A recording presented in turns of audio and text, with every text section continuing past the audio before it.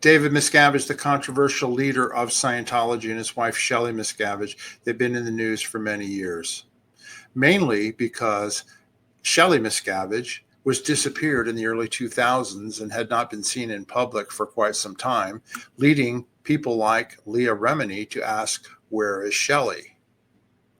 There were reports that she was seen 13 years later after her disappearance in public somewhere in California, but she has not actually reappeared in public in Scientology. Scientologists have not seen her in over 20 years. My co-host Janis Gillham, Grady, and I did a video a couple of years ago as a live stream regarding David and Shelly's relationship. And Janis was able to get a hold of photographs from their wedding 45 years ago in 1980. In doing so, she actually also was able to get in touch with Shelly Miscavige's first boyfriend before David Miscavige. His name was Tom Francis. This is a photograph of him shortly before the wedding. And we actually had him live and interviewed him for the first time ever after 45 years on this video. This is a peeling classic. I did this video live with Janis over 2 years ago, but we think it's important that some of the newer viewers to our channel who have not seen it watch this video. We think you'll enjoy it. Some of you who have already seen it, you can skip over this video if you don't want to, or if you'd like to watch it again, please do so. But this is what we call a peeling classic video. One thing you'll notice is that I've lost about 76 pounds since I did that video 2 years ago. So you'll notice the difference almost immediately when you see my face. We wanted to share this video with our new viewers as well as our old viewers. We hope you find the video informative. Let's get started.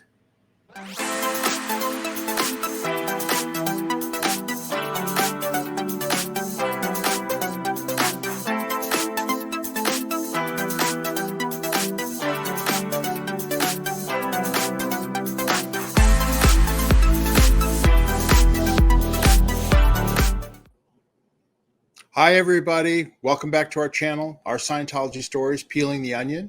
My name is Mark Fisher, and we've got a very special show for you today, including a surprise special guest that will be speaking for the first time, and I think you're going to enjoy it.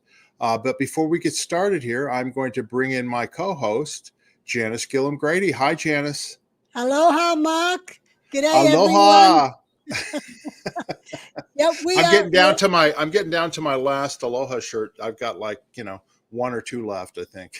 Oh, well, I already ran out of my Aloha dresses, so I have to go back to Hawaii and get more. That's right. Hey, listen, while we are starting, let us know in the chat where you're watching from. I know we get people from all over the world, so check in at the chat. Goldie is in the house moderating, and we appreciate you there, Goldie. And just go ahead and let us know. Somebody else said aloha here, and where are you watching us from? We've got quite a few people in here.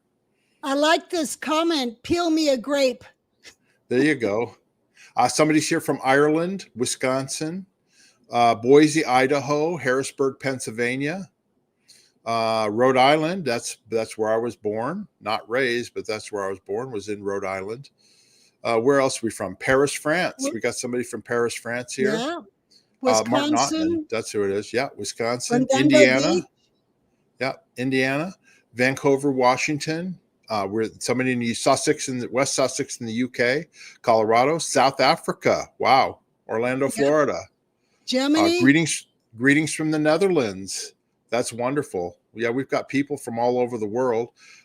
We just want to keep filling up the chat here, and also waiting for people to log in and start watching our stream here. And if you haven't already, we're going to mention it. Please subscribe to our channel. We're almost at 6,300 subscribers and growing. So hit that subscribe button and hit that like button. And we really appreciate it. If you want to super chat us or super sticker us, you can do that. And we're going to be showing you photographs and talking. We have a special guest we're going to talk to. And then we'll be answering your questions. So go ahead in the chat. If you do put a question, please write the word in capitals question. or question in front of it, so that way we can spot it and not miss it, and we'll go from there. And that's what we got. Have you got anything you want to say, Janis, before we get started? Yes, someone's saying, "Hey, mofo," and koala calm. For those that don't know, Scientology OSA's their code name for me is Mofo for Mark Fisher, but it's really Mofo, and I'm a bad mofo. Okay, so don't mess with me. And Koala Calm is what Janis sells on her website for Outback Naturals. So anyway, all right. So Janis, if you don't mind, we're going to go ahead and get started with the news of the week here. Yep, all right. let's go. Okay, so we got our onion peeling news of the week. All right, for this week. And we're going to start off with, we did a video with Neville Chamberlain was our special guest about the St. Hill and the Sea Project, and that was released last Tuesday. And he was very well received. He got in Scientology in 1954, and he was one of the original Sea Project members and the first Sea Org member you met, right, Janis? Yes, yeah, he was like 21. I was 11 years old and 67. When he came to give me a message from my mother who was on the Sea Project. That's right. And then we just recorded actually a couple hours before this, our next interview with him, which we're going to be going over the liability cruise and some other interesting information that he has. And that'll be out sometime later this week. So Neville is great. He's in the United Kingdom, and we really appreciate him speaking out to us. Okay. The next thing is that I was on Monday Night Live with A.A. Ron, Smith Levin, and Lara FM, and Sarah Seltzer. And that was my first time doing that for 2 hours. And we were answered questions. And it was interesting to talk to Lara and to Sarah, who I'd never met before. And so we did that. And then, Janis, you did an interview, but it hasn't come out yet, right? Why don't you tell people about who you did I did an interview with? with John Atack. We were talking about Andrew Barton being missing, and then just different things about the Scientologists who are supposed to be helping people communicate better with their communications course in grade 0. And we've got all these different Scientologists who are out of communication with their family members. So, yeah, John Atack and I kind of start off there, and then we just go all over the place talking, and still have a lot more to talk about. And I'm not sure when he's going to release that, but that should be pretty soon. Okay, great. And then the next, we had a special release for our onion peelers out there a couple of days ago, and that's membership on our channel. Now, this is a voluntary. We appreciate all of our subscribers, but there are people who want to contribute one of the ways that YouTube is set up for them to contribute is that we set up 3 levels of membership, and I'm going to go through just briefly and also tell people that we got a lot of reach out from people who wanted to become members, but they didn't know exactly how to do it. So I'm just going to show you real quickly on how to easily join if you want to join one of the membership levels. Right now we have 3 membership levels. We have our peeling supporter, which is our basic level, peeling professional, and then the peeling master is the top level. Okay, and it's voluntary. It's a monthly membership, and you can cancel at any time. And the question is, how do I join? Okay. You have to join on either a computer, laptop, or an Android phone. Unfortunately, iPhones and iPads, they don't have the join function in their software. So if you have an iPhone or an iPad, just go on a computer or laptop. You just go to our channel page, which I have down here on the left-hand side is the home page. And then you can see just under the word Grady, it's small, but it says join. And you just click on that button, and then YouTube will just walk you right through it. It's very simple to do. Or on any of our videos that we did, on the right-hand side, I have a picture of my live stream with Gary Jackson Moorhead, and you can see just under the word with, it's got a button there that says join. Okay. And all you have to do is click on that, and they'll walk you through it. But we want to tell people that it's very easy to do, and we appreciate the support. As a matter of fact, we've got 5 members right now that just joined, and we've got Jen, who's a new member. Jay Warren is a new member, and then we have Mahab Raharada and Espanol. I'm sorry if I mangled that name, but I didn't mean to. But anyway, we want to say that she's joined. That person's joined. I don't know if it's male or female. And then also we have Cassie Isaac, who joined, and then one other one. I think it's Delphi. Let me just double check real quick. It is 1 second. Disa joined. That's the screen name, Disa. So anyway, we want to welcome those 5 members, and to let everybody know, we're trying to get to 30 members of any of the levels. It doesn't matter which one they are, by literally by the first week of August. Okay, and then YouTube is going to actually give us a bonus, but we're going to be providing. We're not denying content to our subscribers. It's just going to be some extra perks, extra benefits for the people that join, including if you become a peeling master, we're going to send you an autographed copy of Janis's book, Commodore's Messenger, and so that's all in there. And we appreciate everybody who's joined and wants to be a member, or if you haven't yet, just hit that join button, and we'll go from there. Right, Janis? Yes. Right, Mark. Okay. We want to thank you all for your support in regards to that. Okay. So we're going to get started here on our the new thing that we've got here, or what we're going to cover, which is the wedding of David Miscavige and Shelly Miscavige. Janis has photographs from that wedding, and we're going to tell some stories. And as part of that, we have a very special guest that we're going to introduce here shortly. And that person's going to stick around, and you'll be able to ask questions in the chat. So go ahead, and if you're in there, like I said, you can ask chat questions, super chat us, super sticker us, whatever you like, and we're going to go from there. Are you all set, Janis? I'm all set, but they also better hit that like button.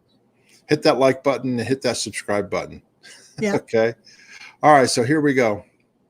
All right. So we have the Saturday live stream is the wedding, December 1980, between Shelly and David Miscavige. Okay. And now, we're gonna, I won't swear on that date, but I'm thinking it's around that time. Yeah, well, there's reasons why we think it's December 1980, but anyway, we'll get into that. Anyway, so the story begins actually in Clearwater, Florida, when David Miscavige joined the Sea Organization in 1976. He dropped out of high school at the age of 16. And Shelly Miscavige, she also was under 16 at that time, and she was going to Clearwater High School because it was required at the time at the Flag Land Base, because they were trying to, not create any flaps or any problems with the locals, that if you were under 16, you had to go to school. And so Shelly Miscavige, Mark Yeager, and my future wife, Julie Catano, they all ended up at Clearwater High School for almost a year, and until they turned 16. And then, of course, they dropped out as well. But anyway, David Miscavige joined the Sea Organization in June 1976. And one of the messengers that was there was a girl named Tonja Burden. And that's Tonja Burden on the left there, the blonde. And then on the right, that's Annie Broker. And this is a photo from that time period, right, Janis? Why don't you go ahead and start telling the story about Tonja Burden? Yeah, well, Tonja came to the ship around 73, maybe around the same time as Shelly, shortly afterwards, actually. And she was a messenger on the ship as a trainee and ghosting. And then when we moved ashore to Clearwater from the ship, Tonja, of course, was with us. And she was like 16 years old. And she met David Miscavige. They were both working for me. I was the commanding officer of the Commodore's Messenger Org in Clearwater at that time in late 76, early 77. So they were both working for me, and they actually started dating. And I even had a photograph of the two of them that I took, an old Polaroid. And that then led into another story, which, should I tell it now? Well, we'll get to that in just 1 second. But what I was going to say is that they were dating, and then eventually she left the Sea Org, right? Yes. Yes, she left the Sea Org. She blew, and they tried to get her back, and she was in Las Vegas because that's where her family came from. Her dad was a dealer, and they talked her into... That's a casino dealer, not a drug dealer. Oh, good point. Here, you say dealer in Las Vegas, you assume it's a card dealer. Right. Anyway, so they talked her into getting into the car to go get coffee, and actually kidnapped her and took her back to LA. Right. So she, of course, hooked up with an attorney that was already suing Scientology, Michael Flynn, and she filed a lawsuit through Michael Flynn against Scientology and L. Ron Hubbard. So later on in years, when Miscavige had the job of getting all the lawsuits handled, one of them was Tonja's lawsuit against Scientology and Hubbard, and she had been his ex-girlfriend when they were 16 years old. And not being part of the whole legal scene, I was involved in management later on in the years. And Julie, your wife, Mark, was also working with me in management. And it was Christmas was coming. And every Christmas, the messengers, we did what was called KK gifts. Everyone's name is put into a hat and you draw a name, and that's who you're going to buy a Christmas present for. KK is Kris Kringle. Right. So Julie had drawn Dave's name, Miscavige's name. So what we would do is we would send little messages to the person you're the KK for, but you don't tell them who you are. You just send little joke messages and that type of thing, and they have to guess. Well, Julie's telling me, I don't know what to do. I got Dave. And Dave was in LA working on the legal as the mission ops. And I said, I got a great idea. I've got this photo of Tonja and Dave. Let's send it to him and pretend we're going to use it as blackmail. It was just a big joke of, he used to date this girl that's now suing the church. So Julie sends it to Dave. And the next thing you know, we've got Dave and Shelly and my sister and some other people, all from Special Project in Los Angeles, are now up at the Int office in Hemet. Who's Dave's KK? And they want to know right now, who is Dave's KK? Who sent him this photo of him and Tonja Burden? Anyway, so poor Julie is like, that's me. And she ends up in liability. And I'm like, it was a joke, people. It's a joke. Come on. Well, and from my end of things, I had just started working for David and Shelly Miscavige like that day or the day before up at the international base. And that was my first duty, was to find out who was his Kris Kringle. And when we found out it was Julie, I mean, they were up there. Miscavige was pissed off. I mean, he literally went up there and yelled at her.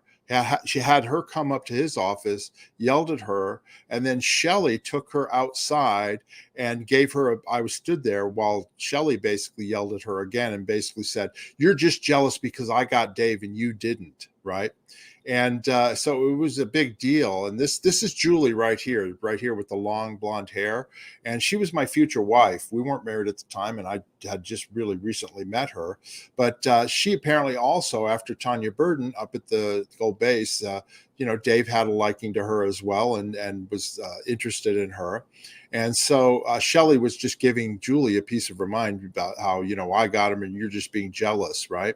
The funny thing was, though, Janis, is that I heard after that you messengers used to do dirty tricks all the time, practical jokes on each other. I mean, Julie told me about you guys putting cellophane over the toilet in the men's dorm and then taking the light bulb out so that in the middle of the night when the guys would go take a pee, they would pee all over the cellophane and it would go all over the place. Yes, we did do that. And they would do similar type things to you guys, right? Yeah, and we even short-sheeted people's beds. Yeah, we did things like that. So all of a sudden it became serious because you guys did this photograph with Tonja Burden, and then all the fun went over. That was the beginning of the end of joking around or with Miscavige or anything like that. Yeah, very true. That happened. Yeah. Anyway, somebody asked, who's the dark woman in the photograph there? That's Michelle Yeager. That was Mark Yeager's wife at the time. And then eventually, I guess they got divorced after we left. But anyway, that's who that is there. Okay, so then this is a picture of what Dave and Shelly looked like around the time that they got married in 1980s, or like early 80s, late 70s. And that's Shelly, of course, on the left. and Dave on the right. They actually are at the Super Bowl when Philadelphia played the Raiders, the Oakland Raiders at the time. And Dave Miscavige has always been a huge Philadelphia Eagle fan.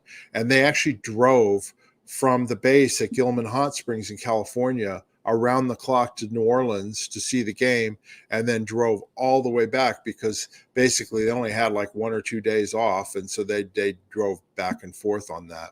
But that's what this picture's from and what they look like. And then Janis, I'm going to go ahead and show this next picture here. Who's this? This is this guy named Tom Francis. Why don't you tell people who that is? This guy, Tom Francis, he came up to the base in, I think, 79. And he actually dated Shelly, and we have him as our surprise guest. That's right. For the first time, we have as our surprise special guest, Tom Francis, who was Shelly's former boyfriend, and he actually competed with David Miscavige for Shelly. So without further ado, I'd like to introduce Tom Francis. Let me take this out here, and here he is here. How you doing, Tom? How you doing? Can you hear us okay? Yes, absolutely. I like the way you said that competition, right? Me and Tom, I do have to say you definitely were better looking than Dave in those days. Well, thank you. And these days. Thank you so much. Yeah, Tom. Your picture, Mark, and I said, What's "Yeah, that? I do remember him. Yeah, I remember you. Of course, I do. Yeah, absolutely." I met Tom. We talked beforehand. I met Tom and right before he went up to the base up there because I just rejoined the Sea Organization, was going to Clearwater, and we both were in Hollywood in California getting our clearances. And he was married at the time, and he and his wife at the time, they actually were. I said, "Where are you all going?" They go, "Oh, we're going to go be with L. Ron Hubbard." And I had no idea. And Tom and I, even though they were married, they had to stay in separate rooms in the dormitory, and Tom and I shared a dorm room. And then all of a sudden he disappeared, and I didn't see him because obviously he'd gone up to the international base. But anyway, yeah, that's how I first met Tom. And then Tom, why don't you tell a little bit about yourself in terms of, when you went up to the base and what you were doing up there, and then we'll go into your relationship with Shelly. Yeah, when I first joined, I believe it was to go to Clearwater. And which at that time, I think I was there for, again, a very short period. And then I think you and I seen each other. This was down in LA, right? Right. Wilcox? Yeah. Yeah. Yeah. And then I went to Clearwater. Right from there, they recruited me for Hemet. So everything was really at a fast pace. So. Yeah. And then when you went up to the Gold Base, they just recently bought it, right? I mean, you were brought up there to build the cinema, the gym. We had an earlier video of that, and we had photographs of you with Matt Pesh and several other people building that gymnasium, right? Which was actually a film studio. Paul Schultz. Paul Schultz was the in charge, and I was the assistant for the gym. Right. And what do you remember about building that facility? What do you remember about that time? I tell you, I didn't even know what a hammer was. I mean, I didn't know anything about building anything. So. But I forget the gentleman's name. He was basically ran everything from the concrete, all the way from the subfloor all the way up. I forgot his name, though. Stu Moreau? Who? Stu Moreau. Stu. Yeah, it could have been. Stuart Moreau. Yeah. Also, there was Chris Byrne. Do you remember Chris Byrne? He was the guy who'd do the plumbing. He was a blonde, was he South African? No, he was English, right, Janis? And he's the guy with the bulldozer when you guys had the flood that could run the bulldozer. And then there was Matt Pesh, of course. Matt Pesh was there working on that as well. And Alan was there. Alan's the one who gave me all the photographs, Zach. Yeah, shout out to Alan. Janis. Right. Yeah, he's the one that told me about this. Right. Janis, you need to give photo credit for him with the picture of Tom. Go ahead. Who provided that photo to you? Well, Alan provided me with that photo along with his wedding photos, which showed I was watching Alan's wedding to Eve. I was there, so he gave me some photos I didn't have either, and then he gave me all the gym photos. Yeah. Yeah. So that's Alan. What's his last name? Alan Pamplin. Pamplin. Yeah. Alan Pamplin. Yeah, because We that was always his stayed in wedding. pretty good they were at. contact, Alan and I, off and on. Yeah. You know, and then Well, if when he's he told me watching, about this, it was great. if he's watching, thanks, Alan. Yes. I'm Thank sure you, he's Alan. watching. Yeah, I'm sure he Great. is. And then, so how did you meet Shelly, and what happened with that? I met Shelly when I first seen Shelly was at in Florida at Flag. I remember Uh-huh. she was one of the messengers there, and she was with, believe it or not, John Travolta. She was walking down the Oh, hallway with him, yes. Oh, and I said, "What a Yeah, lucky John used, man!" yeah. Yeah, John used to come for auditing then, and Yeah, a bunch of the messengers hung out with him. Yeah. yeah, she was one of them. Yeah, that's when I first seen her. But and then I reunited. Basically, seen her again was down in Hemet. So, but we basically got together. I don't know how it all started. I don't know, but I know she was with David Miscavige, and I really didn't know who David was at the time. I knew who he was, but not how much authority he had. I was still pretty green because the day I got there, it was like right to work. It wasn't just with the yeah. studio. I did all the roofing down there in Hemet, starting from Well, down below all the way up to the top. We were doing all re-roofing. So right away I started working. right. So Well, David was running the different missions to fix the base up at that time. yeah. And I remember Yeah, seeing Shelly a couple times, just, walking here and there. No contact at all. I mean, it was just, I remember seeing her. And then, I don't know how we got together. I don't remember. I like to say that she picked up on me, but I doubt that happened. But I remember seeing her, and then I found out who David was, and then I didn't want to compete at all with that. Didn't even want my name mentioned around that guy.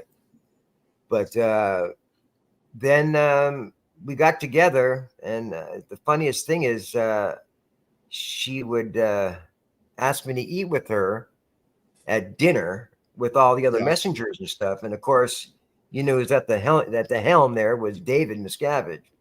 So I was a little uncomfortable, but she used to say, "No, don't worry about it. Don't worry." Nothing. I said, "Okay, as long as you're okay with it, I guess I'm okay with it."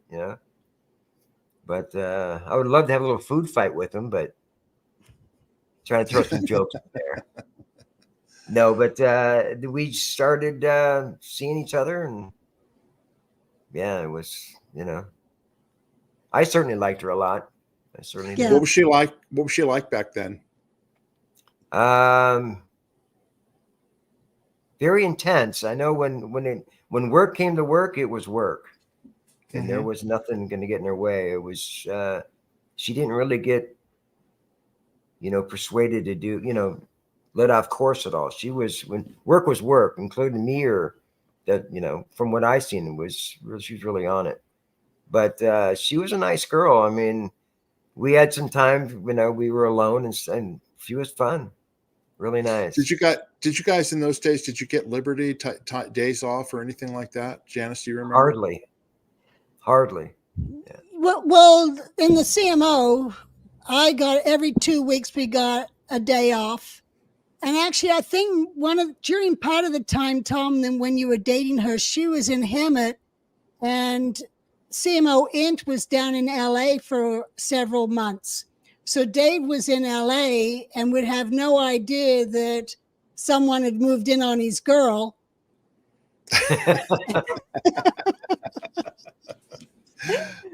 But Dave did start making sure that every 2 weeks he was driving up to that Hemet base, Yeah. to see her.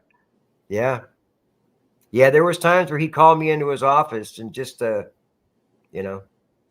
around with me, I think. But well, what was he like? I mean, with your interactions with him, I mean, he didn't have the power that he later got. You know what I mean? In those days, he was just one of the messengers, just like Janis and everybody else, right? Janis, he wasn't the big boss. No, he had a little not authority, at all. didn't he? He had authority that he assumed. He took more authority than he was actually given or should have had. He just kind of took authority, and people just stepped out of his way because of that. And he had attitude. He had an ego and an attitude, and so like, oh, I'm above you, you know what I mean, and basically talked down to people all the time. You know, even when he didn't, when he wasn't the boss, he still talked down to people. You know, I didn't really. I mean, honestly, I didn't really. He didn't push none of that really on me. Just Yeah, you know, he would make it. God, it happened so long ago. I don't. My memory's terrible, but that's okay. yeah, Did it he ever wasn't confront really. you? Did he ever confront you or give you a hard time about Shelley? Only one that I do remember. He said, "Hey, listen, what's going on between you and Shelly?" He goes, "Fine, I ain't got no problem with it." Uh-huh. That's all I remember. You know, Okay. but I felt like But saying, "So what if you did?" But no, then I was Shelley broke it up with you, right? sure did abruptly. I mean, it was, and doing right back to David for whatever reason. I don't even know maybe why she went with me just to make him upset, or you know, I don't Make know. him Maybe he jealous? did something to her and she was wanting to pay him back, because it was, you know, I've been in not a lot of relationships at the time, but I've been in a few, and just to be dropped really fast like that, it was just, it really hurt. It really hurt. Right. Janis, do you remember anything about the relationship, Dave and Shelley, when they were getting together and all that? Well, I remember Dave kind of Julie, there was a few girls that were after Dave. There wasn't a lot of choices in the CMO. There was a few more choices outside of Hemet. I That's a mean, good one. at the I base. like that, Janis. Tom knows what she's talking about. I agree. There were only a certain handful of people at the base that you could even possibly date. You know. Yeah. David probably was leading the pack there, so Yeah, there was I'll give him like credit for that. you, Robbie Cravello, Oh, Mark Robbie. Yeager, Dave Miscavige. Who else was there around that age? John Nelson was there, right? John Nelson was older. Okay. Yeah. And also, Tom, let me ask you this, okay? Because Yeah. later, what was it like when you were there at the base in that time period? Um, was there a separation between the messengers and the rest of the base staff that were building the gym and doing all that sort of stuff? Like, Oh, was yeah. there, you were allowed to mingle together? Because No. years later, it became, if you're in CMO, you do not go out with people in gold. If you're in RTC, you do not go out with people. You know what I mean? It became very Yeah. separated, and that was due to Miscavige. Was it like, did you feel comfortable walking up to a messenger and talking to them, at dinner or lunch or whatever? Well, I mean, when I was seeing Shelly, it was a lot easier to Yeah. talk to him, because I used to mingle with them a little bit. But no, I think we were pretty well instructed not to mess with the messengers at all. Yeah. So, Well, yeah, and most when guys. they'd walk by, I mean, it wasn't. I'm sorry. No, go on. Sorry. No, I see, when I seen a messenger walk by, I mean, it wasn't. I don't think I'd be looking at him anyways. You know, to be honest. I mean, you got to Yeah. remember, I was married when I got there. I had a girlfriend when I first got into Scientology, and then I got married, and then I was divorced, and I seen Shelly, and then I was out. Right. So to see a messenger, you could always tell who they were because of the uniform. We didn't wear uniform there? Yes, you guys would show up with uniforms. David used We to wear. Didn't David used to wear a uniform or a no, jacket? At least a jacket. no, No. we wore when we did the shoots up in the in the middle reservoir, we used to wear the black and white checkered shirts. But Okay. otherwise we didn't wear uniform because Hubbard No, was at X in Hemet. He wasn't at the base. that's So, right. and everyone wore civilian clothes so that we didn't stick out as Okay. military type. Right. Maybe I'm just And getting also, confused. It's so long ago, because I was at down in LA. I was there for a while in the Sea Org. Yeah. yeah. I got a little bit of auditing there, and so And then because they all were in uniform there, if I remember. Yeah, down in PAC, in LA, they wore uniforms, but yeah, at the Right. base it was more civilian clothes and stuff. What were Okay. your That's right. what were your impressions of Gillham Hot Springs when you arrived there and at the base? What did you think of it? I thought it was pretty cool. I I did mean, I too. golf now. I wish I golfed back then. I would probably appreciate it more, but it I was thought it was okay. cool too when I got there.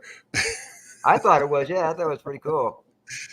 All that, openness, and don't remember now. Ken Norton was there too. The Yeah, boxer Ken well, Norton. he wasn't there when I was there, but yeah, no, when you were there, they were using it as a training camp, right? That's right. Yeah, that's Boxing. Yeah, recent. he's a boxer. Yeah, he Yeah. gave me a pair of his boxing shoes and a $1 million bill with his face in the middle, and wish that was real. But he gave me something else too. I think a pen or something like that. But he gave me some stuff. Do you Which still have when it? I flew, I left it there. Oh, Couldn't take Ken with me. Felt bad. Yeah, That's but yeah, it was pretty cool there. I didn't like how yeah, much work we did.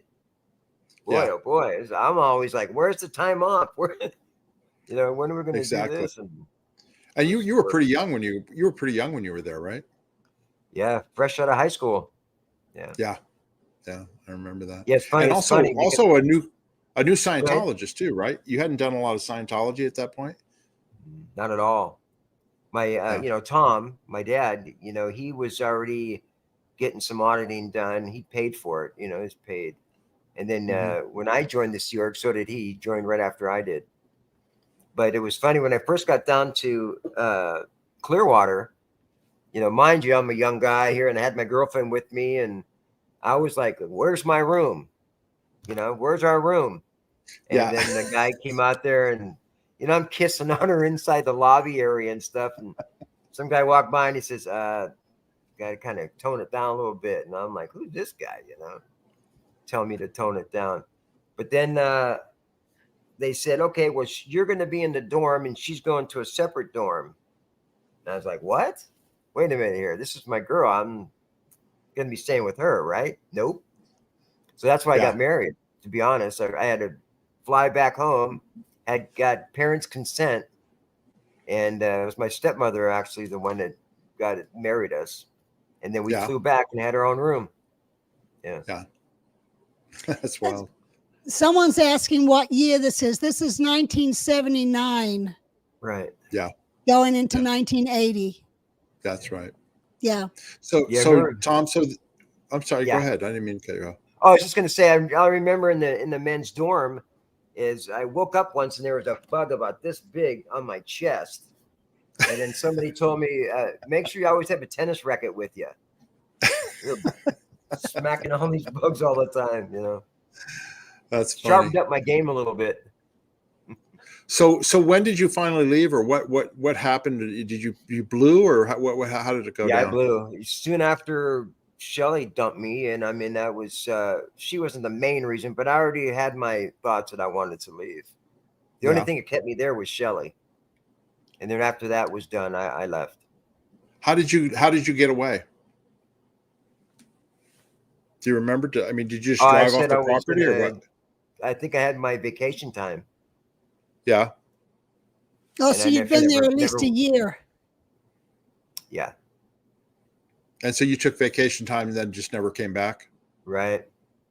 Did they Yeah. ever try and recover you, or try Yeah. and get you to come they back? did. Sure. Yeah. So it doesn't matter. You can send a whole army. I'm not going back. I will not go back. So they left That's me good. alone.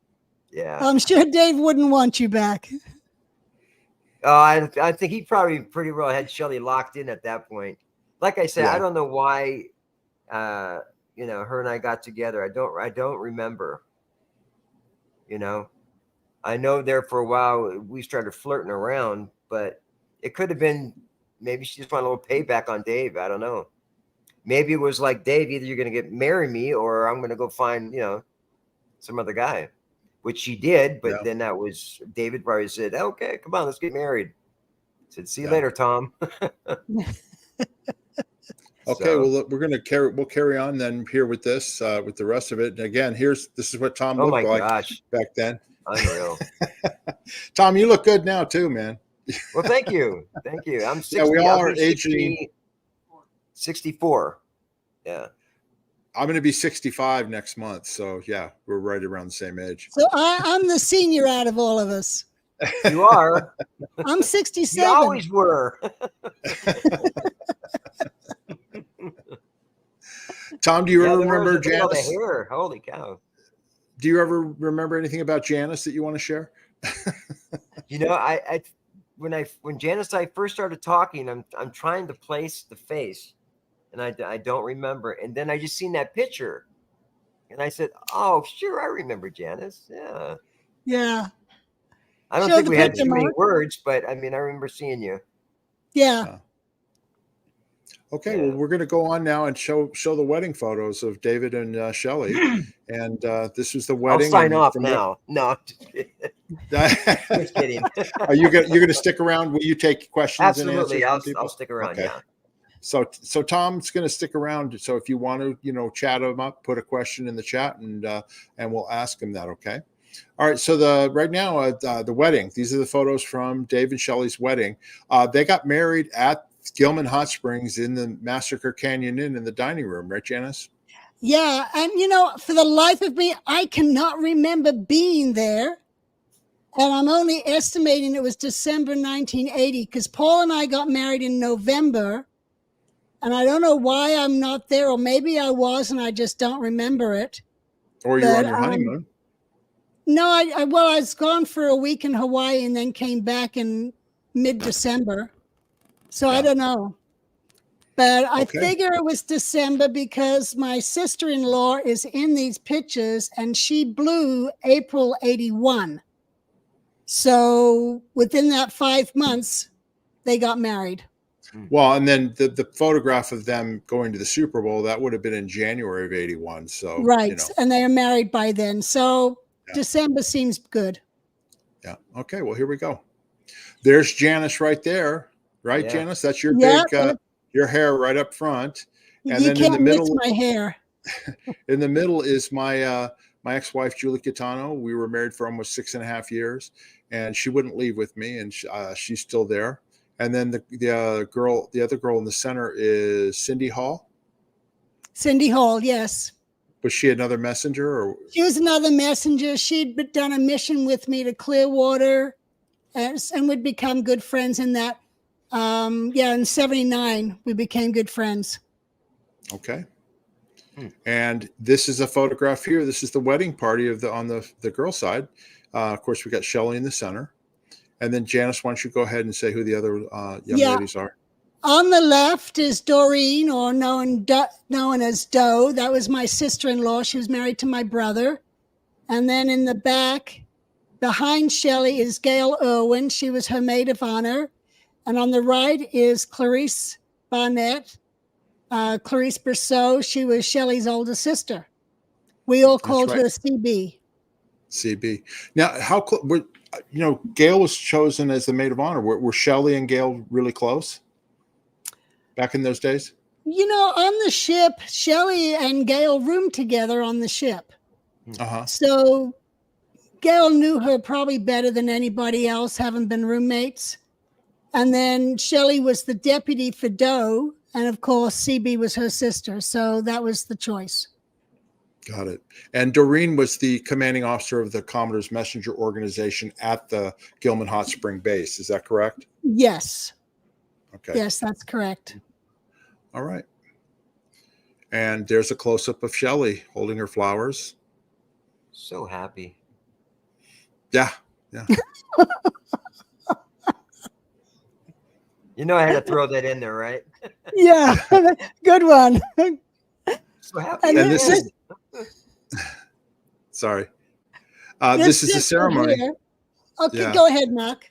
Yeah, I'm sorry. This is the ceremony here. You can see Dave and Shelly there. On the right is the minister, which is Norman Starkey, and he's holding up the rings. It's a double ring ceremony in Scientology. And then you can see Gail in the center there, and Doreen, to Gail's left. And then John Nelson, you can't really see him, but he's on the left-hand side of the photograph. And he worked with David Miscavige, and he must have been David Miscavige's best man. So that's where they're getting married in MCI. And then this is a close-up of Dave and Shelley without the other people around there when they got married. And in 1980, they would have been, how old were they? They're born in 60, so they would have been 22 years old. 20 years old, 21. Yeah, 20. Yeah, 21 years old when they got married. Wow. Yeah. And then there's a photo afterwards of them, husband and wife, Dave looking down on Shelley, and that was the picture there. And those are the photographs of the wedding. And then, of course, here's Miscavige now on the right as to how he looks recently. And that's a more recent photo of Shelley. And, of course, Shelley has, she's been missing. Miscavige, put her up at we think she's up at the Church of Spiritual Technology location up near Lake Arrowhead in California. And that's where she's been sighted by Mitch Brisker, saw her in that area. And we did an interview with him. And he got rid of her, and she's over there. And who knows? Nobody knows if she's still alive, but we seem to think that she is. But she's basically doing stuff, working for L. Ron Hubbard's, archives, and putting his stuff, so that it's available if there's ever a nuclear war and the planet gets invaded by aliens or whatever. So that's what she's doing. And Miscavige, of course, is running Scientology into the ground, and he is a sadistic person who likes to abuse people, and that's where they're at right now. Okay. Well, and hopefully Shelley is not being near Dave. She's happy in her surroundings and making, as best as she can of her life where she is. Yeah. That's what I'm. One thing's for sure: if he's not with her. Look, it was always better when he was not at the base, Janis. You'll agree with this when we worked. Oh, absolutely. If Dave wasn't there, life was great. You didn't have all the yelling and the screaming and all the other abuse. Really? Yeah. I can imagine Shelley living with Dave 24/7, and she worked for him as well. So she had to put up with a lot of crap, Sure. And so it's probably a relief to some degree that she's not with him. But of course, nobody wants to see her locked away or anything like that. Right. Well, Paul used to say he'd be sitting working, then he'd go, "Oh, Dave must be here. The base feels heavier." Oh, wow. That's it. So anyway, so that's the wedding, and we have another thing that we're going to do, Janis. Last week we went over missing Scientologist Sea Org members who are out of communication with their families, and we went over Andrew Barton's story and his family. Yeah, do you want to give an update on that? And then we have somebody else that we're going to call out. So go ahead, Janis. Yes, this is my Scientology out of comms segment. Andrew Barton, we've gotten a list of different Andrew Bartons who are in Australia, and his dad and a friend are starting to go through that list to start calling where we've got phone numbers. We haven't had much luck. It seems he didn't get a U.S. driver's license, so it's hard trying to track him down in the U.S., and we don't think he stayed here. So anyway, there's a little progress on that. A lot of people helped us at least get the list that we have now of phone numbers to call. So moving on, as I've said before, my segment is Scientology out of comm. In Scientology, the basic course you do is the communication course. And your first grade is grade 0, which is communication. So communication is the very basis of being a Scientologist. And to be out of communication with your family means you don't even have that step in your backyard. So how do you expect to help other people communicate and improve their world through communication? So that's where I'm calling people out that I know are in there or people have alerted me to. And this week is another person who I grew up with, and that's Marian Pouw. Some know her as Marian Dendu. She is the sister-in-law of Karen Pouw, who used to work for OSA and was one of the public relations, a spokesperson. Karen was married to Marian's older brother, Anthony. And Marian, you can go ahead with the first photo. I've known them since I was 3 years old. I'm not in this picture for some reason, but my sister is there on the right side, the younger brother, Robert, and then my sister, Terry, is holding up the baby, Julianne. And then Marian is right behind her. You can only see half of her. And then to the left is Jennifer, who is my age. And we met. I was going to say, this is in Australia, right? Not in England. Yeah, this is in Australia. And we met, Jennifer and I met when we were 3 years old. Wilma used to come and clean our house and take care of us. And I remember getting in trouble with Wilma because I bit Jennifer. And I guess that was the way I made friends. But anyway, so Jennifer and I actually became best friends and grew up together in Australia. And then here's another picture, Marian in the front with the baby, Jennifer, and then that looks like Terry, and then Anthony is the tall one and Robert's the short one.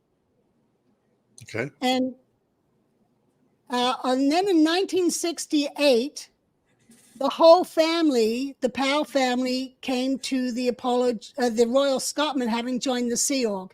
So as Tony and Wilma were the parents with 5 kids, they came to the ship. And after Wilma's experience of being there and the state of the ship and the Sea Org back in the 68, Wilma was like, this is not for us. So instead of going back to Australia, they moved to Holland, where Wilma and Tony were originally from. Marian at this time was Mary Sue's steward, or her assistant steward, but she worked directly with Mary Sue. And she did not want to go, but Wilma said, nope, you're coming. You're underage, you're not 18, you're coming with us. So Wilma made Marian come with her. So who's in this photo here? Marian is the person there on the right. And then next to her is Captain Bill on the megaphone. And then Mary Sue looking over the edge of the ship. And you can go to the next picture. Then this is probably around 85, no, probably earlier, 84. That's my sister on the left and Marian. Marian, as soon as she was old enough, she left Holland and went to St. Hill and was working for Jane Kimber in the Guardian's office as her steward. And then Jane sent her on a mission to the U.S. Guardian's office right around the same time the CMO was doing the takeover of the Guardian's office. And Marian was at the USGO, and she started spilling the beans to us on what the GO was doing. So she then came over to the CMO and later on working on Special Project and working with my sister at ASI at Author Services. So you can go to the next picture. Then in 85, Tony and Wilma came to the U.S. to visit. In this picture is my dad on the left, his second wife, whose name was also the same as my mother's, Yvonne, and their son, Ian. And the white boots is my sister, Terry, and Fernando behind her. And the shorts is me with Paul behind me. And Marian's dad, Tony, and her mother, Wilma, and the younger sister, Samantha. When they were on the ship in 68, Samantha didn't even exist. So this was my first time meeting Samantha when they came over to the U.S. and visited us. And, you know, Terry and I and Fernando and Paul, we were all Sea Org members, and we took the time to come and visit with them coming over from Holland. Then the next picture. Here is Marian again with Terry, me, Marian, and Karen Gents. And we were in front of the complex here. This was at Alexander's christening. That's Karen Delacarriere, Karen Gents. You guys will know her as Karen Delacarriere on the right. And that's, she's got brunette there. Yep. Anyway, okay, so the next picture is, there's Marian when she married Bill Dendu. And in this picture on the left is Steve Marlowe, then Mike Rinder. When I sent this to Mike the other day, he was like, oh my God, I didn't even realize I was in the wedding. And then Jesse Pritz. And I have not figured out who the best man was. And then Bill Dendo and Marian, and my sister Terry is the maid of honor. I don't know who the middle girl is. And then on the end is Shelly with Taryn Rinder as the flower girl. Right. Now, there's a lot of history in this photo here, okay? Because Steve Marlowe was one of the first people in Religious Technology Center, and he's no longer in the Sea Organization. Of course, Mike Rinder, everybody knows Mike Rinder. Jesse Prince, who also was a top executive in RTC and is also a major critic and spoken out. And then we've got Terry, and then Shelly, of course. And then the little girl, Taryn Rinder, that's Mike Rinder's daughter. And that's the daughter that's still in the Sea Organization in Scientology. And she's the one that does the attacks on her father, Mike Rinder, on the internet and, you know, speaking out at groups about what a horrible person Mike Rinder is. And that's his daughter, little Taryn Rinder, right there. Right, right. And then the next picture is... this was Author Services. On the left there in the front in the brown dress is Marian. She was the deputy for my sister Terry, who's in the middle. Terry was the executive director at ASI. And then on the right in the front is Maria Starkey, who we all called Lovey, because that's what Norman called her. And then I'm not going to go through who all those other people are, but the main point here is Marian. Here she is with a SEAL career. And after ASI, she was taken by Miscavige and made his steward. And then she was used to go around and recover blown Sea Org members. She did that with Hansuli, Stali, and Mike Sutter. And she went around trying to recover them, trying to get people to stop talking. And when my brother and I started speaking out, she actually contacted my father because she knew him as a kid and told him, you need to handle Peter Jr. and Janis because they're speaking out. Well, they sent him to come and visit us. And this was in 2012. And we successfully managed to turn him around and point out to him that the money he was donating was being used on private investigators to follow our lives and track us down and try and disrupt us and disrupt other people. Anyway, he finally turned and joined his family over the criminality going on in Scientology. Anyway, but my point here is Marian was a good friend through all these years. And her mother is going to be 92 next month in August.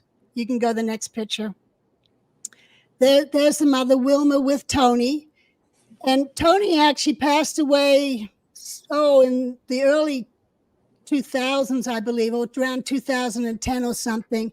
And he was in email touch with me, sending me a few things, souvenirs. And then he passed away. And later on I asked if Marian knew that he'd passed away, and he didn't want Marian to know. He was like, she didn't have time or care enough for me while I was alive, so why would she even care if I'm dead?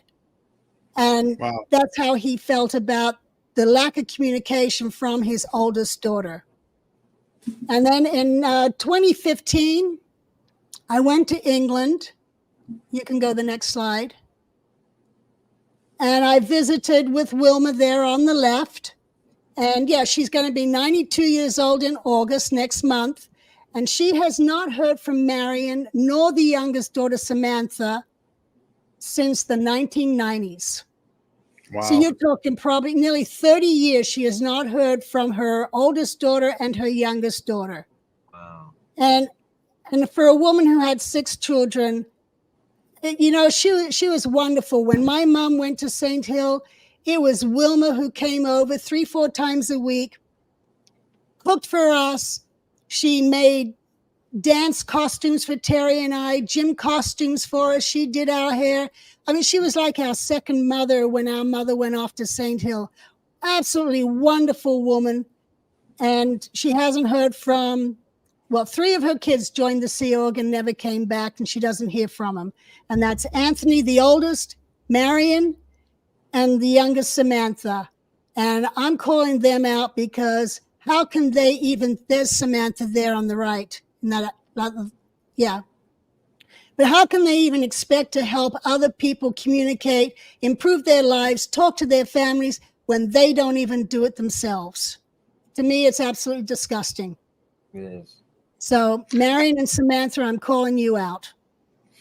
Yep, and just like you said, Janis, communication is what Scientology is supposed to all be about, and yet they won't let these family members communicate. These Sea Org members communicate with their family or Scientologists for whatever reason. Like, I don't even know. I mean, did her parents, were they declared suppressive people or anything like that? Not that I'm aware of, but even so, it would have been back in the 1960s or something like that. But back in 68, Hubbard even put out saying, we don't need to disconnect anymore. We have the technology to handle suppressives and potential trouble sources. And he even would encourage the crew to write because it created public relation problems, with the family, and people going to the press and people filing missing persons. And it created bad public relations for Scientology. And these family members, not even just sending a postcard, if you don't have the time of day, send a postcard. Just let them hear from you. Know that you're alive, that you're not dead. Like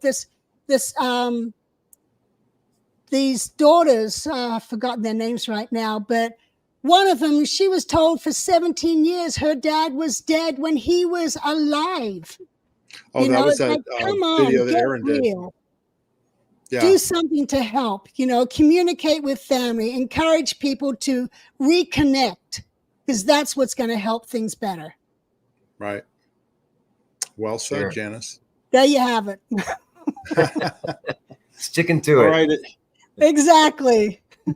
Okay, everybody. So we're going to go to questions and answers. So go in the chat. If you have a question, please write question in there ahead of it. You can super chat us, super sticker us.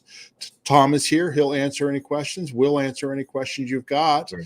And also, we wanted to remind everybody, if you haven't already, please subscribe to our show and to our channel. We appreciate all of our subscribers, and we'd like you to subscribe if you hadn't. About a third of the people that watch our stuff has never subscribed to us. Please hit that subscribe button, because you're going to see great content like this. Tom, we had no contact with Tom whatsoever, and just 3 days ago, all of a sudden, now here he is. He's on our channel telling his story about Shelley, and that just came out of people just watching our channel. I mean, we've had other people reach out too, haven't we, Janis? Yeah, we have. But with Tom, it was funny because he made a comment on one of our earlier videos. I'm like, Tom, timing. Yeah, shout out again to Alan Pamphlet. Yeah. The one that made it happen. Yeah. Old Zach. Yeah, that's right. Nickname? Yeah, that was his nickname because everyone had to have a different name. So his name was Zach. Did you have a different one, Tom? I don't remember. Okay. I don't know. I really don't know. All right. So anyway, people, you can ask questions right now in the chat, not in the comment section. So I'll pull that down. But Janis, if you go ahead and star the stuff, I'll go ahead and get started on the questions that we already have starred, and we'll get going right here. Peeling Master, Dennis Mason. I could live with a title like that. Who the heck are you? Why am I the Peeling Master? Watch me peel. Okay. We do have, like I said, new members. This is Maharada in Espanol. Thank you so much for becoming a member of our channel. Jay Warren, he became a member of our channel. Thank you so much, Jay. We appreciate the support. And Jen became a YouTube member for us as well, and we appreciate that, Jen. We'll go to the next here. Love Food Kitchen. Oh my God, they are calling peeling. They're all called peeling. Okay. Peeling. Yeah, peeling. Yeah, well, we were going to do peelers, but Janis didn't like, we were going to be master peelers or whatever, and she didn't like the way that sounded. So it didn't. It's not a sounded like sounded like a solo 2D assist. Okay, so we changed that. Okay, here's the next question here. TF, where is Tom originally from? My maiden name is Francis, and my family is from Missouri. Minnesota. You're from Minnesota originally, Yeah. and you live in California now, right? Yes. Fabulous. But my that's again that my real last name, my biological father, his last name, his last name was Provost. Okay. So Francis is not really my birth, I should say, bloodline. So, I got it. Yeah. So Francis And we knew is Tom my stepfather. Yeah, we knew your stepfather. He was at the Gold Base and also in Clearwater. That's right. And all that too. Okay, great. All right. Thank you so much, TF. We've got a super chat here. Free Xeno Project. Thank you so much for the super chat. Before I knew David was so short, I thought Shelley was close to 6 feet tall or more. Dave is short. What was he, about 5'8"? No, like 5'5". Yeah, 5'5". Was he that short? Yeah. Yeah. 5'4", 5'5". He wore cowboy boots for a reason with the 2-inch heels. Wow. I didn't know he was that short. Yeah. Yep, he was. Hey, thanks, Free Xeno Project, for the super chat. We appreciate it. All right, what do we got next here? From TF, how long have you been out, Tom? Oof. Since 81, right? 80. Yeah. 1980? 80, 81.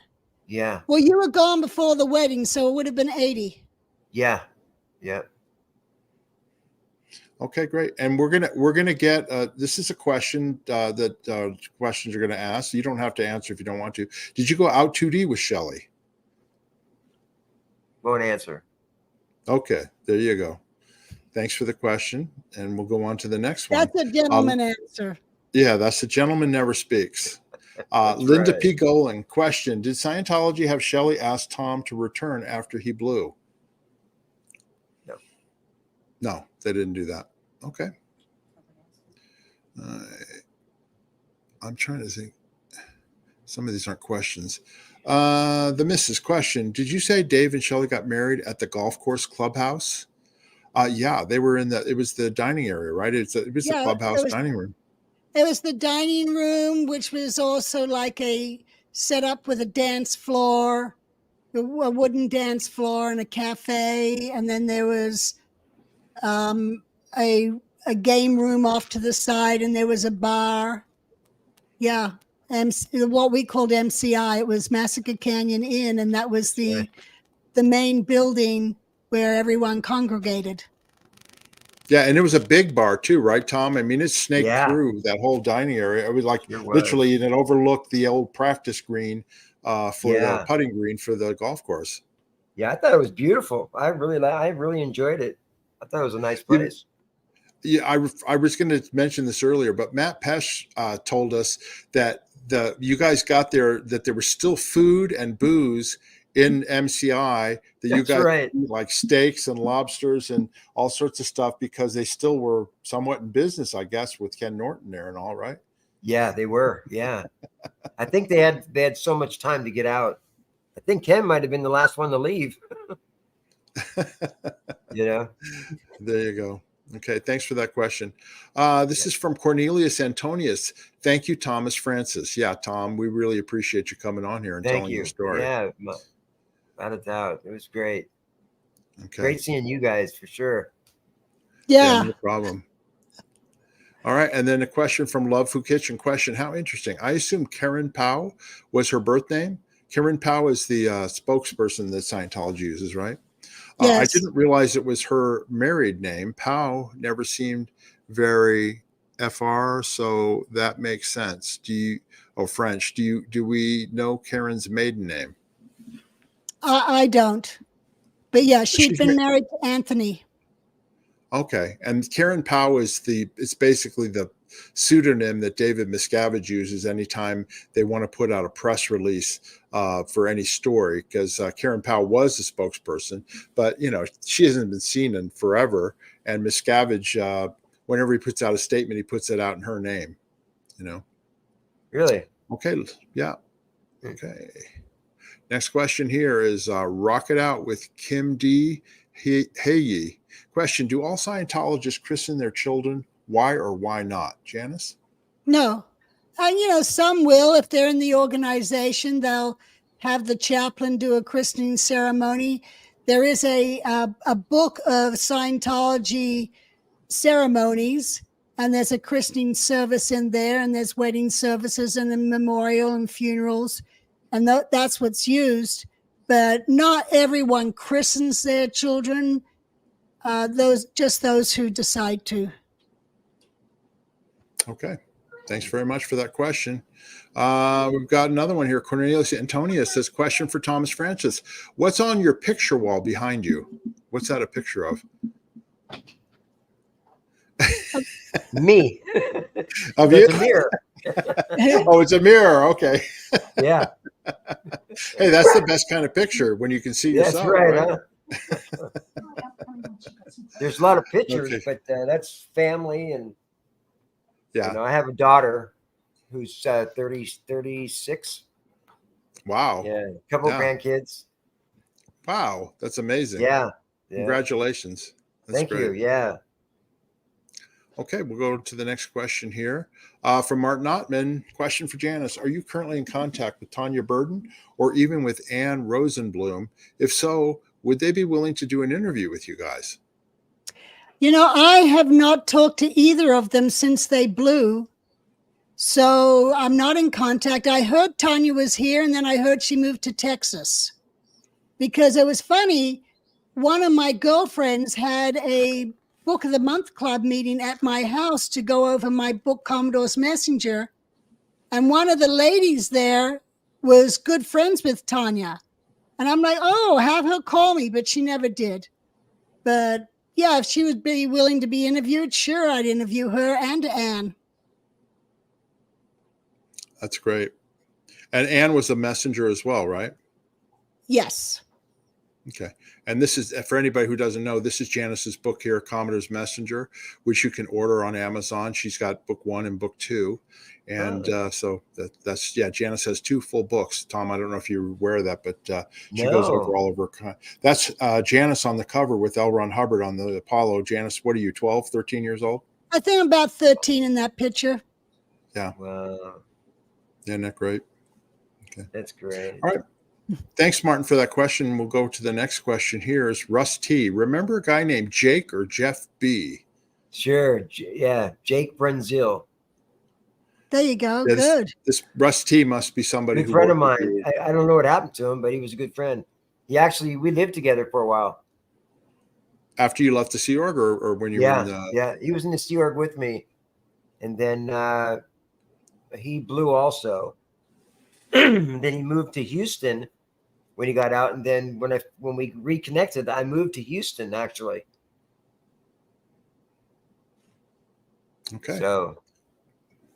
All right. Thanks for the question. Anybody else, if you've got questions, go ahead and put them in the chat. Write question in front of them. If you want to super chat us or super sticker us, we would really appreciate the contributions. And we will go on to the next question here from our friend Jefferson Hawkins. Hey, Jeff, how you doing? I knew Sammy Pouw when she was in marketing. Wonderful lady. I ran into her in LA after I left. Funny story. Well, we'll have to get Jeff on and find out that story one of these days. That's right. Exactly. Hey, Jeff, thanks very much. I hope you're doing well.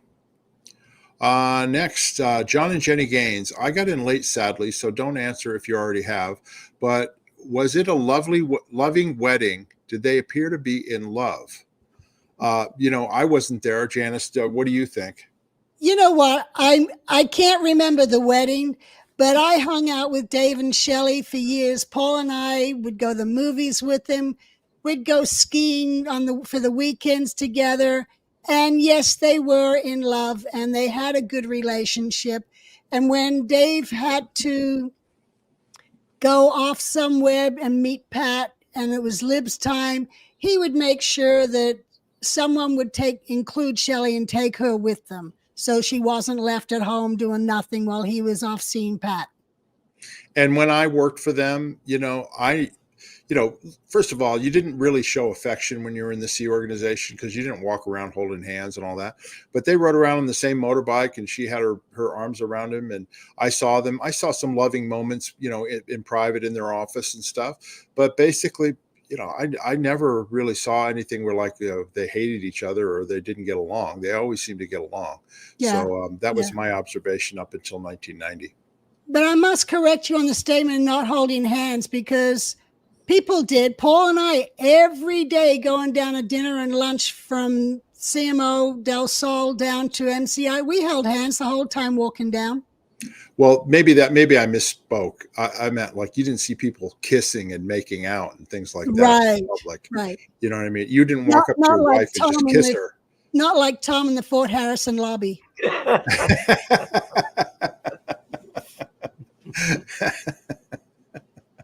Okay, thanks, John and Jenny. Thanks, John and Jenny Gaines. We'll go to the next question here. Martin Ottman again, question from Mark and Janis. When you were in, did you know or did you read Omar Garrison's book, The Scandal of Scientology? Were you surprised when he suddenly became an enemy of the organization? I never read that book. I didn't read it in or out, but he was the one who was connected up with Jerry Armstrong, right, Janis? Yes. Yeah, he was working on the book from the data that Jerry was getting him. And he was actually interviewing messengers and that type of thing, working on that book, I believe, when I left. He'd done the hidden story of Scientology, but he was still working on this one. And he himself had not realized stuff until he was doing that project. Okay. Thanks very much, Martin, for that question. We'll go to the next one here. Free Xeno Project question. Back then, did Shelley seem happier when Dave wasn't around? Or is that as time went on? Well, when I was around them, they were always together because they worked together. So, everywhere Dave went, Shelley went. But before that, Janis, when Dave was in LA doing special project and Shelley was the COO of the base there, the CMO in Gold. What was it like then? What was their relationship like? Well, they were getting along great. But Dave was in LA. She was up at Gold. And then I helped them get back together again because my brother worked at Gold and was telling me how rough things were and that Shelley was the problem. So I fired an observation mission into CMO to find out what Shelley was doing. And I was told not to do it, but by John Nelson, because he'd have to deal with DM if anything came up. And so I was like, well, with or without your permission, I'm firing the mission. And I got that mission in there and it started reporting up. Shelley wasn't doing things properly. And the next thing you know, I'm busted for direct non-compliance. And then Shelley gets busted and joins me on the decks. Wow. So you ended up working together.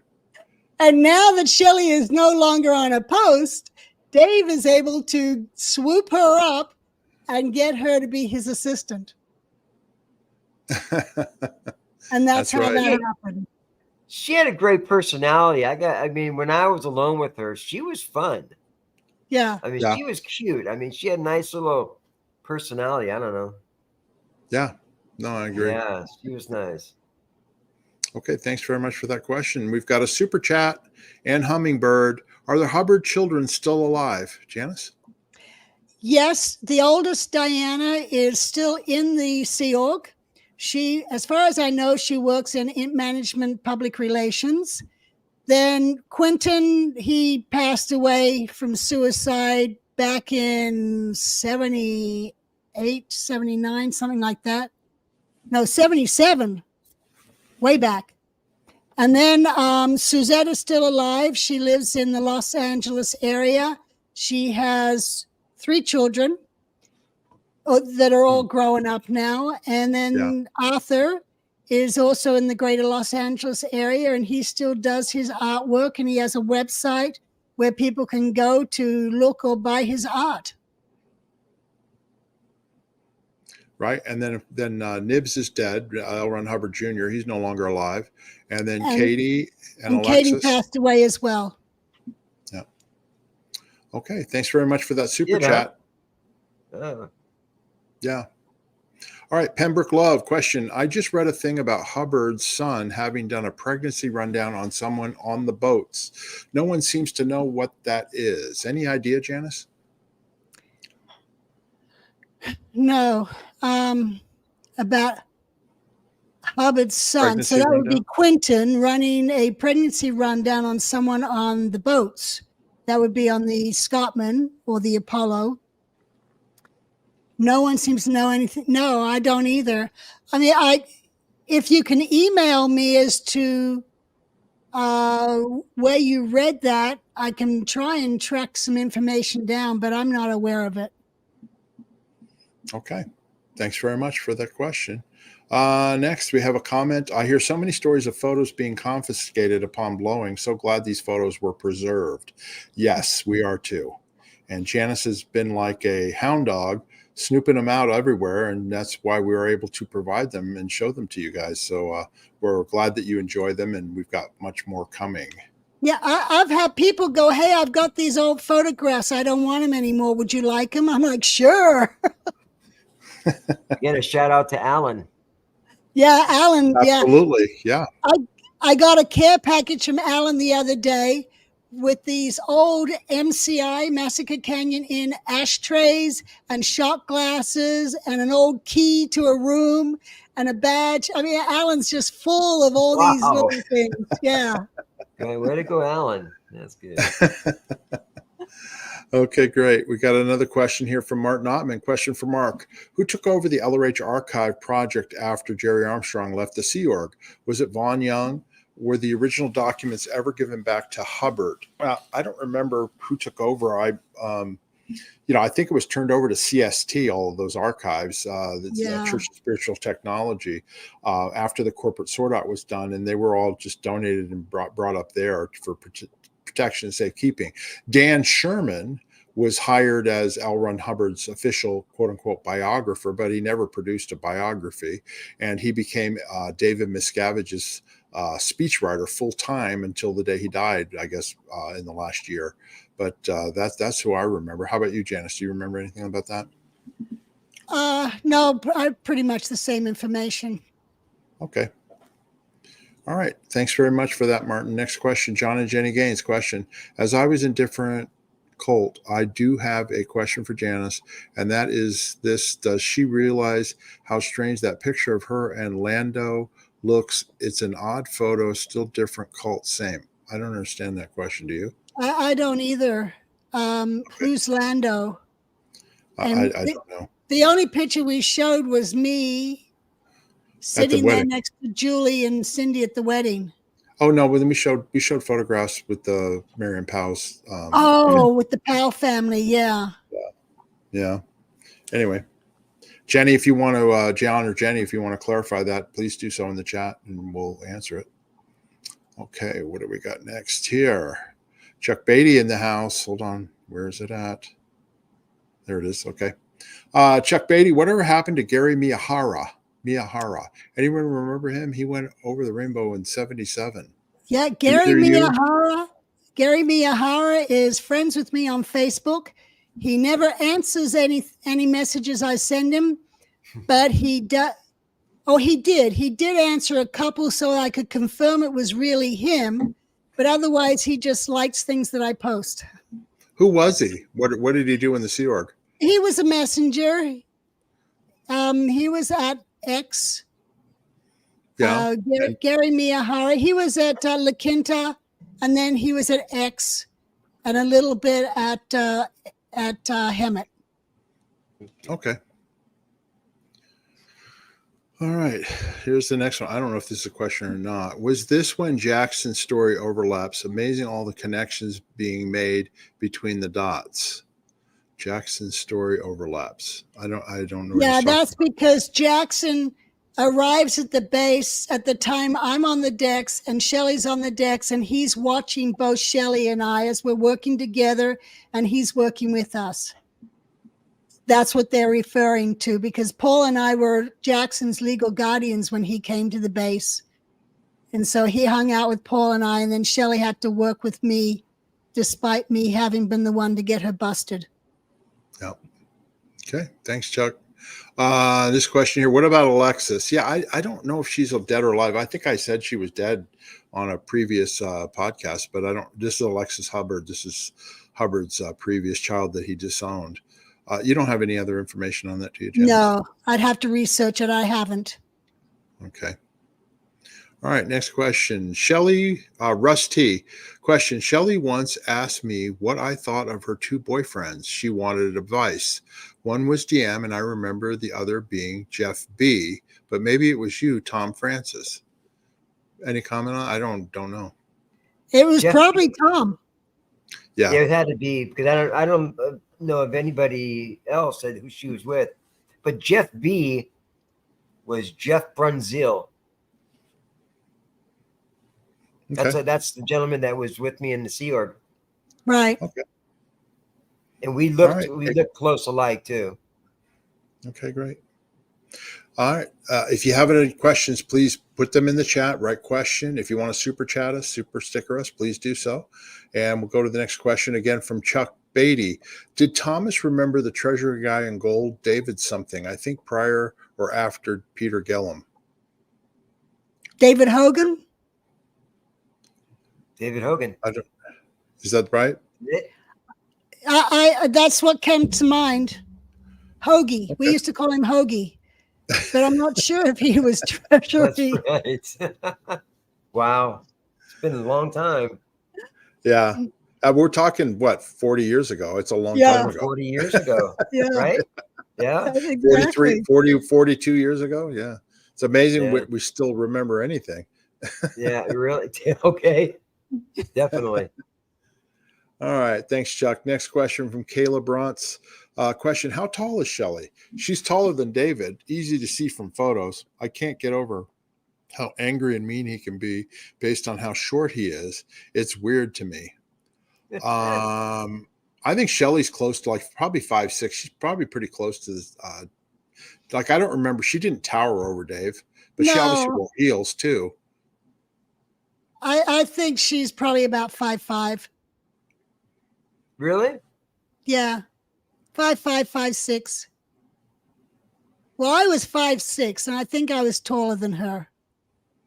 Yeah, and Dave may have been on the 5'4" side. I mean, 5'5" Yeah, it's may hard be to generous believe. with him. I didn't know he was that short. He was short. Okay. Yeah. I mean, Yeah. I'm 6'1". I was 6'1", and I was much taller than him. My ex-wife Julie was 5'1", barely over 5 feet, and she was shorter than Dave, but they were to that. It wasn't too big of a difference. Anyway. All right. Thanks for that question. We've got Danielle Chamberlain in here. Hi, Danielle. How you doing? Question. What does Janis feel towards Hubbard now? Loaded question. Oh, that's putting me on a hot seat. Yeah, really. Yeah. Oh boy. It's a mixed bag. There's good and there's bad. And there's stuff that I've seen that has helped people, and there's stuff I've seen that is just so suppressive, it's not even funny. So I think that's as far as I'm going to go with this. Yeah. Okay, great. That's smart. Thanks very much, Danielle. All right, we got the next one. Jay Warren. Hi, Jay. Question. Does Janis remember when World in Action interviewed Hubbard while he was on the Apollo? Yeah. Well, we were still the Scotsman at the time. Yeah. Yes, I do remember that. And I stood outside the office door while he was being interviewed. Wow. And were they just British journalists, or what was it? It was a journalist who happened to be, I think we were in Algeria or something like that. And he saw Bazerte, and he saw the Royal Scotsman, and he asked to come aboard and interview Hubbard. And he said, yes. Wow. And then the guy took some video. I've got some footage of it. I'm trying to get it better quality, because then I'll do a voiceover and say who the different people are and what they're doing. But it was where Hubbard didn't have a second wife.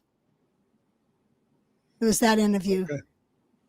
All right, great. Well, thanks very much, Jay, for that. We appreciate it. Here we have a question for Tom. Number 5 and letter A. Question. Tom, what was your job at the Int base? Wow. We did so many things. I mean, it wasn't, I don't know, laborer. Yeah, you mainly did construction, right? Yeah. Yeah. Yeah. Did you have skills in that I never, beforehand, or did you have skills in that beforehand? no, Right. So you not at just were all. just like, hey, we'll teach you, you learn on the I job, and said, away you go, right? this is a hammer and this is nails. It was that That's what bad. But which one's Matt the Pesh said the hammer? same You know? thing. Yeah. Matt Pesh told the story building the gym where it's like, oh, some girl had, oh yeah, my dad worked in concrete, so then she was put in charge of all of the concrete. Yeah. There you go. Kidding. Yeah, we have You know the pictures nail already. guns? We used to have these nail guns that Yeah. we'd shoot, And I remember sitting, I don't know who I was with, but I said, how does this thing up? All of a sudden, bam, it shoots off and went right through the wall. And then they said, who shot that? And I went, oh boy, here we go. I said, I did. And he goes, all right, well, Tom, I'll talk to you in a little while. I said, okay. Nothing ever happened of it. But anyways, to answer that question, I would have to say a laborer. Huh? Well, you did the gym.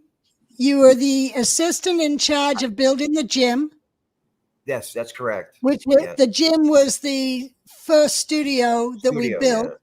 And while that was being built, all the recordings, all the filming was done in the middle reservoir. So, yeah. Yeah. Okay. Well, thanks very much for that question. We'll go to the next one here. TF question: any perspective on the death of Shelly's mother? If you prefer not to say, it's okay.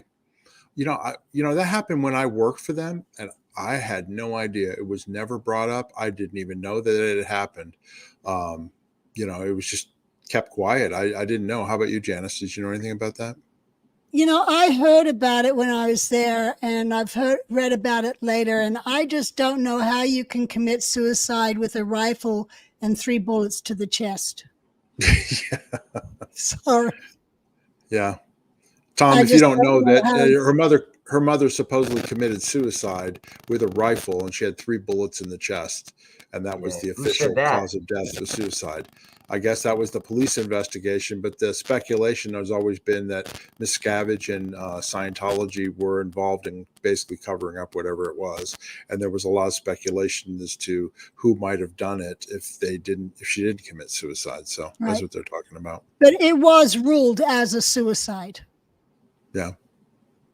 Okay. Next question here. This is John and Jenny Gaines clarifying that earlier one.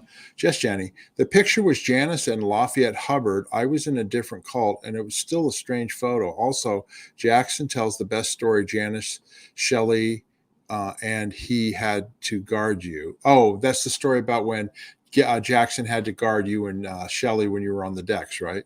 Yeah, we were doing the cement stairways around the pool area together. And the picture is me and Hubbard on the deck, and there's other pictures of me and Hubbard. But I just view them as pictures, and I use them for my books and for the show. The stairs that you guys made, were those the stairs that we run up to go from the villas or run down over to Del Sol? Yeah, the shortcut. The shortcut behind the pool. Yeah. Shelley and I and Paul and Jackson did all the cement work there. Wow. Yeah. Hey, Tom, I have a question for you. Were you guys ever allowed to use the swimming pool when you were at the Gillham Hot Springs? Not at all, right? No, not at all.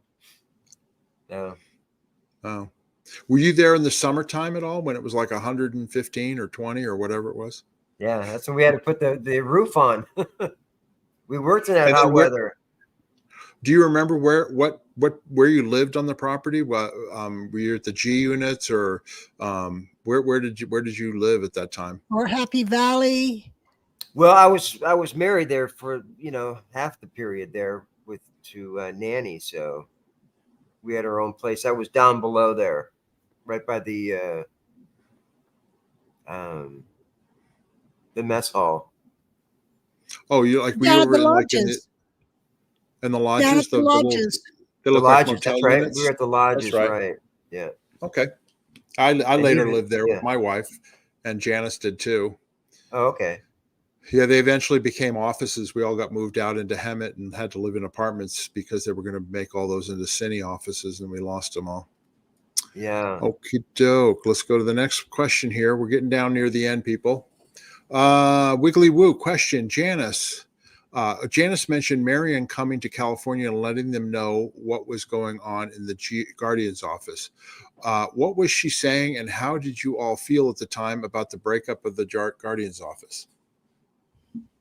Well, Marion was just saying how anti-SEAL Jane Kimball was, always mouthing off about SEAL members, and just basically how the Guardian's office was run. So we were very appreciative of the information because we were in the middle of doing a takeover. So Marion basically came over and told us all the information we needed in order to do the takeover. Okay. Thanks very much for that. We got a comment here from Jay Warren. Hey, Mark. Thanks. Wow, Janis, that's so interesting. I had no idea you were right outside the door when it happened. He's talking about the interview on the Apollo. I'd love to see that footage. That's so cool. Okay. Thanks, Jay. We appreciate that. We got a question here from Kayla Bronsman. Question: how did David feel about his twin sister? She isn't talked about much. Denise. Yeah, Denise. Go ahead, Janis. Dave was not impressed with his twin sister. He had no contact. As far as I'm going to go, I'm not going to get into what he had to say or anything, but he was not impressed with her. Wasn't she a pretty girl, wasn't she? Yeah, she was. She was a pretty girl. Yeah. Anyway, I mean, to be honest with you, other than Ron Sr. and Loretta, his mother, I never had, and Ronnie, his older brother, who was in the Sea Ark, I never had any contact or any information whatsoever in the time I worked for David Miscavige about his sister, or he had two sisters, I think, right? And none, whatsoever. Okay, thanks very much. We got another question, Chuck Beatty. Mark, the reason the Ron mags were made is explained in LRH's orders to author services. I hope Terry confirms this later. I read the author services traffic of Vaughn Young did the first Ron mags. Okay, great. Yeah, they've been, rather than doing a biography, they started putting out Ron the writer, Ron the aviator, Ron the mariner, or whatever, and they do these little puff piece biography magazines, and that's what they did instead of writing a biography. Thanks, Chuck. Appreciate that. And we're getting here to the close to the end here. Thomas, you got out in 1981. Wow, you dodged the bullet. You certainly did, my friend. Yes. Okay, let's see here. All right, and question from L. Ron Hubbard. Now that person seems to know where Shelley is. Do you think the Church of Scientology will move her now? Now that people seem to know where Shelley is, do you think Scientology will move her now? No, I don't think so. She's been there for a long time. Yeah, no reason. Yeah. And to be honest with you, you know, the Church of Spiritual Technology, they have that location up there in Lake Arrowhead. They got 4 or 5 other ones that if they ever wanted to play, you know, hide Shelley, they could move her to any one of those places because they're so remote, and there's a house there and, you know, and a vault there and all that. I mean, she could be any one of those places. They're all Church of Spiritual Technology, but the main headquarters one is in Lake Arrowhead up there in California. Thanks for that question. Martin Ottman question for Janis. Did you do the primary rundown while being on the ship? Did any staff members or public Scientologists start and actually finish it? Primary rundown, for those that don't know, is where you look up every word and word clear every word on the study tapes, on the L. Ron Hubbard lectures, which were the study tapes. And you look them up and cleared all the words for each tape, and then you listen to the tape. And that's what the primary rundown was. And if you finished that course, you got a certificate saying you were super literate. And my dad did that when he was in the Washington, D.C. organization when I was a teenager. How about you, Janis? Do you know anything else about that? Yes, I did it. You did do it. I did do it. Yeah, when LRH was in New York, between December 72 and September 73, he wasn't on the ship. So we were all put on full-time study and we had to get through the primary rundown. So I sat there and I looked up every single word. And I think that's where I got a lot of education as to history and the world, geography, because I only did public school up to grade 6. And then Right. I was on the ship and we did reading, writing, and arithmetic. So doing the primary rundown enabled me to sit there and, I would look up words, but then I'd go off into my own little chain and read up on various different things and this and that. And I'd learn about the world by studying encyclopedias. So, yes, I did it. So you're super literate. Okay, great. Super literate. Great. Janis, we won't do any more questions. We got 4 questions here left, people, Oh, and okay. we'll answer those, okay? And otherwise, we'll be here all night. And I know that Tom probably wants to go do something else after all this. Oh, I'm having fun. This is fine. No, I'm joking. I'm joking. We have a question for Tom from Chuck Beatty. Did Thomas feel job stability due to the importance of the building project? I felt all along, whenever I read LRH traffic that got priority and was being pushed, anything else lagged. In other words, if LRH said, we need to build that gym, that was the priority, and everything else that he may have said, that's secondary priority. Did you feel job stability due to stuff like that? No. Let me ask you this, Tom. Did you know that it was going to be a movie studio, that gym? Like, were you guys genned in that that's where L. Ron Hubbard was going to film his movies? No, not at first. Yeah. It was just going to be a renovation. They were going to, renovate we didn't even know it was a golf course. We have no idea. He just said, Was it golf? It's just When a I big got there- grassy field. When I got there, the golf course was weeds. Okay, so when you got there, Well, it was still grass, right? It was still a golf coursey grass. Yeah, I mean, it was the greens they had the grass, but the fairways and stuff, there was weeds. Yeah. Okay. Some of the All right. greens. I got to walk that golf course many times catching gophers. Me and when I wasn't doing that, Pesh was doing it. I'm telling you, a lot of gophers. Yeah.